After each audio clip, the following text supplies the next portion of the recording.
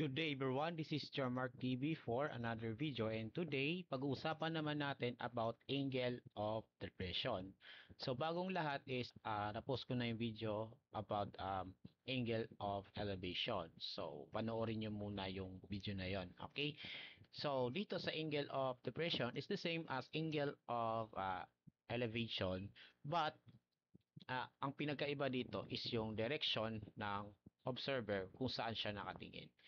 So ito po yung angle of depression. The angle of depression is an angle formed by horizontal line, no, and the line of sight when someone looks down at an object. So let's say ito yung observer, which is yung airplane, tapos nakatingin siya sa baba, nandyan yung person or some other object. Okay, so mula sa airplane, we have a horizontal line which is parallel to the ground, no? Tapos may papapansin natin yung airplane ay nakatingin sa baba sa, yung another object. It could be person, it could be another thing, ano po. Tapos yung angle na nabuo ng horizontal line at saka yung line of sight kung saan dumadaan yung paningin ng observer, yung angle na nabuo dito is yung tinatawag na angle of depression. So, this one is what we call the angle of depression. Yan. So, ayusin natin. Angle of depression. Okay? So, ayan po yung tinatawag na angle of depression. Ayan. Ngayon, let us answer some problems regarding angle of depression. So, let's begin. Number 1, a person that is at the third floor of the building 15 meters above the ground. He is looking at his crush with an angle of depression at 20 degrees. How far is his crush away from the base of the building? So let's say ito yung building, tapos sa balcon, let's say sa balcon nandito yung tao, no? So, kumbaga sinusulya pa niya yung crush niya, 'di ba? So, halimbawa, ito yung crush niya. Ayan. Tapos, yung tao daw is 50 meters above the ground. So, yung altitude ng tao mula sa ground ay 15 meters. Ayan. Tapos, meron daw na angle of depression at 20 degrees. So, ito po yung line of sight kung saan tumitingin yung lalaking yon sa crush niya. So, ito po yung line of sight niya. Okay, so ayusin natin. Let's make this straight. Ayan, much better. Tapos, ito yung horizontal line which is usually parallel doon sa ground. So, this is the angle of depression which is 20 degrees. The question is, how far is his crush away from the base of the building? So, sabi daw, paano natin makukuha yung sukat mula sa babae papunta dun sa base ng building. So, ito yung building. Ayan, like this. So, ilagay natin as X. Okay. So, notice that, tingnan nyo, yung 15 meters, no, ito, ay equal siya dito. So, kung bubuuin natin yung triangle, ay yung rectangle rather, 'di ba? So, kung ito ay 15 meters, bale yung sukat mula sa point na to papunta dito is also 15 meters because yun nga nakakabuo tayo ng triangle. Okay? Tapos itong sukat na to mula sa base papunta sa babae, no, which is X, it is the same as this one. Mula sa lalaki naman papunta sa point na ito. Okay? So i-label natin as X. Now, meron tayong nabuong right triangle up here. Okay? Ayan po. So, ayan po yung right angle niya. And then, we're going to solve for the x, which is yung distance mula sa base papunta sa crush niya. So, we're going to use SOHCAHTOA. SOHCAHTOA, also known as trigonometric ratios. So, For this one, given na yung angle of depression which is 20 degrees, tapos yung opposite side, ng 20 degree angle is this one, 15 meters, no? Tapos yung adjacent side naman is yung x. Kaya naman gagamitin natin yung TOA part, okay?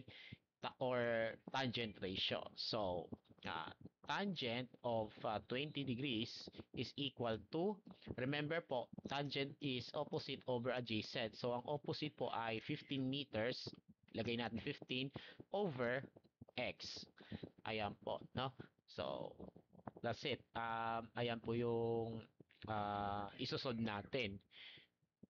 So, to solve for x, as you can see, nasa baba yung x, bale, i-ano po natin, no? Pagpalitin natin yung pwesto nila, no? So that yung x nandito, tapos yung tangent of 20 degrees nasa denominator na. So, x is equal to 15 over tangent of 20 degrees.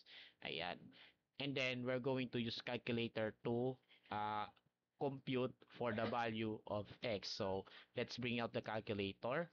And then, let's do this, no? So, 15 divided by tangent of 20. So, press tan, then 20, close parenthesis, and then equals. So, we have 41.21. So, again, i-round off natin yung sagot sa 2 decimal places. So, x must be equal to, x is equal to 41.21 meters. Okay?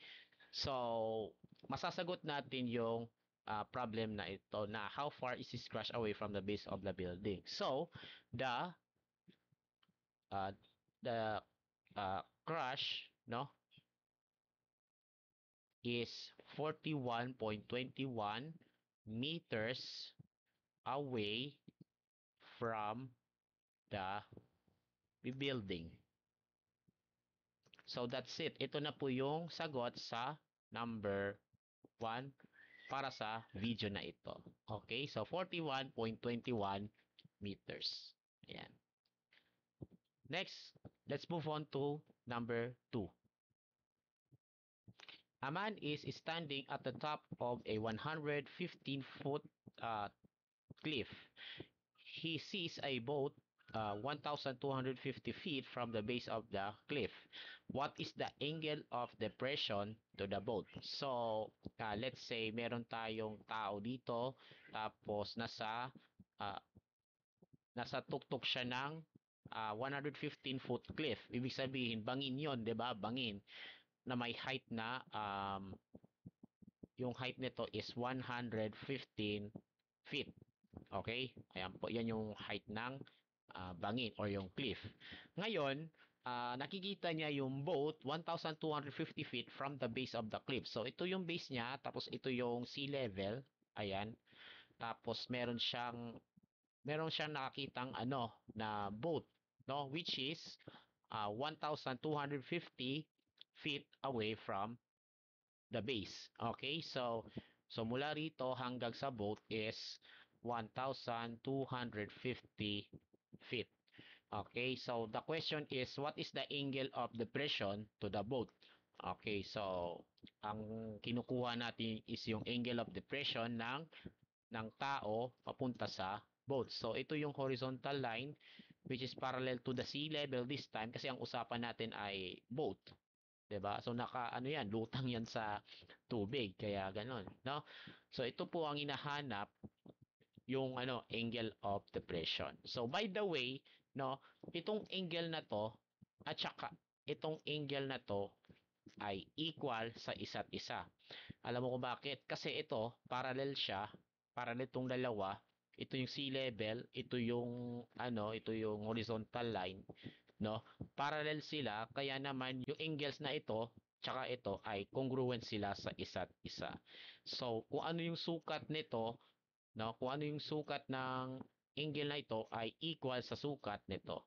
Okay?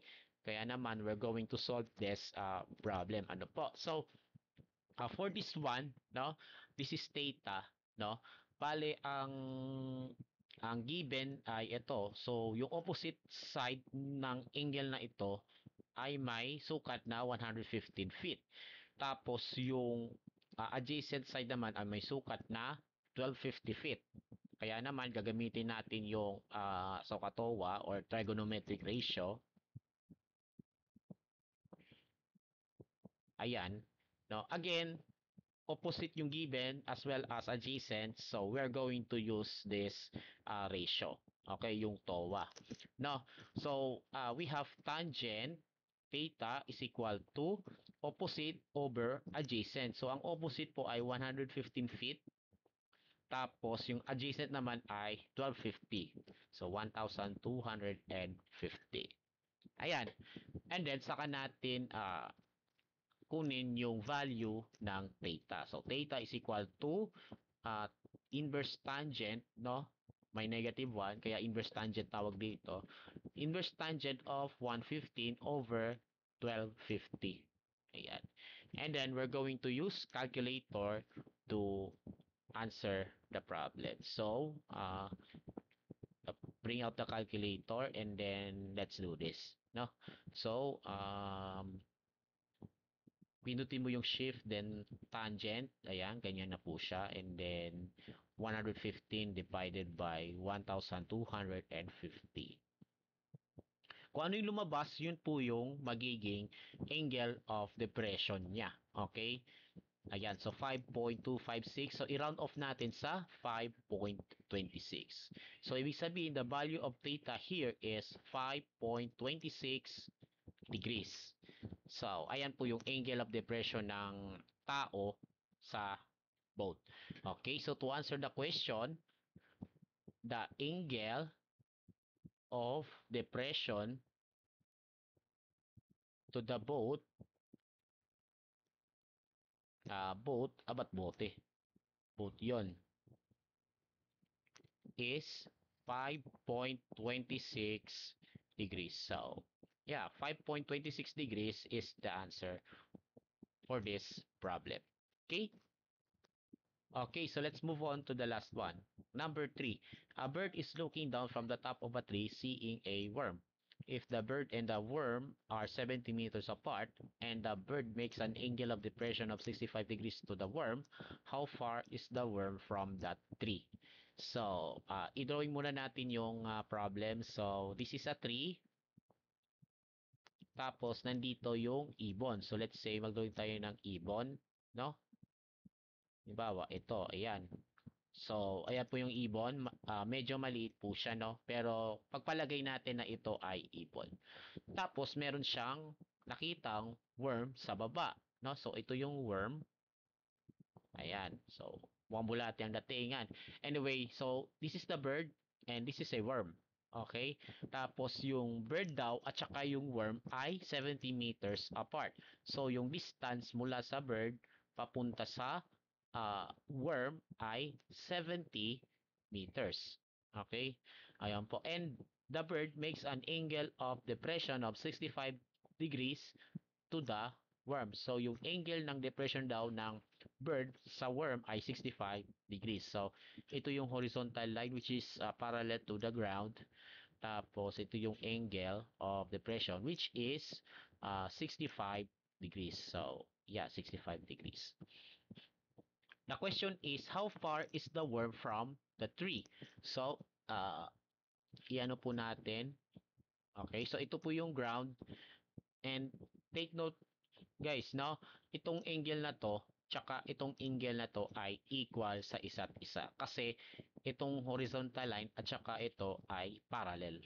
So, yung dalawang angles na ito, as long as they share the same side, no? Kagaya nito, equal sila sa isa't isa.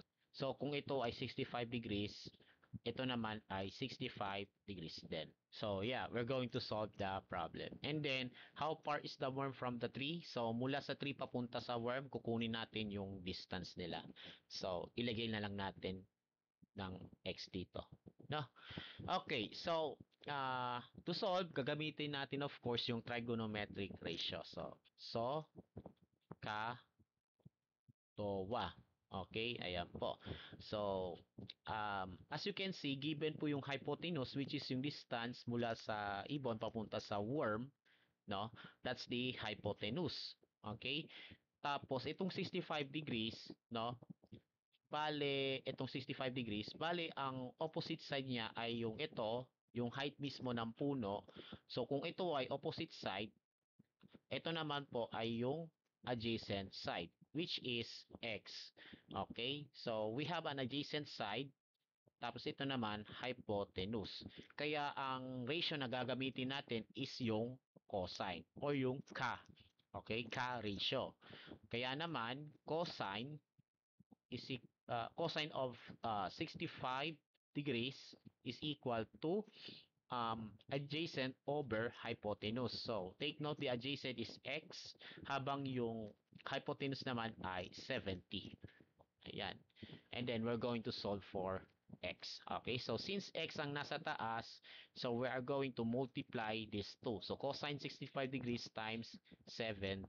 So, pag binultiply natin, magiging 70 times cosine of 65 degrees equals x. And then, para ma-compute natin yung value, gagamitin pa din natin ng calculator, no? So, 70 times cosine of 65 degrees. So, i-type mo lang siya na ganito. And then, equals 29.58.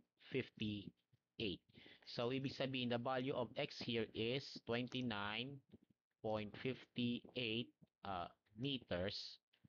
So, ayan po yung value ng x na hinahanap natin. So, therefore, to answer this question, yung 29.58, ayan po mismo yung distance ng worm mula sa puno or yung tree. So, 29.58 meters po yon. So, therefore, the worm is 29.58 meters away, okay, away from the tree. So, yeah, ito po yung sagot, 29.58 meters. Okay, so that's all for today about angle of depression. So, uh, since na-discuss natin yung angle of elevation tsaka depression, no, bago tayo matapos, bali, ano bang ibig sabihin or ano bang pinagkaiba ng angle of elevation at saka angle of depression? So, consider natin itong observer. Okay, tapos ito yung horizontal line which is parallel to the ground. Okay, pag sinabing angle of elevation, yung observer ay nakatingin sa taas, no? Tapos nakikita niya yung object, let's say ito yung object na yon. So yung angle na binubuo ng horizontal line at saka yung line of sight kapag yung tao nakatingin sa taas, no? Itong angle na to ay angle of elevation. Ngayon, kapag yung tao tumingin naman sa baba, no? So halimbawa, nandito yung kotse, yan. Bali yung angle na nabuo ng ng horizontal line at saka itong line of sight kung saan nakatingin yung tao papunta sa kotse, no? Itong angle na to ay yung tinatawag na angle of depression. So, ayan po yung kaibahan ng angle of elevation at saka angle of depression. So, nasa direction kung saan nakatingin yung tao. Okay, so that's all for today about angle of elevation and angle of depression. That's all for today about angle of elevation and angle of depression. So I hope na nakatulong sa inyo tong videos na ito. Alright, so do not forget to subscribe to YouTube channel for more videos and follow me also on my TikTok account. Stay safe, God bless, and as always, have a great day to all.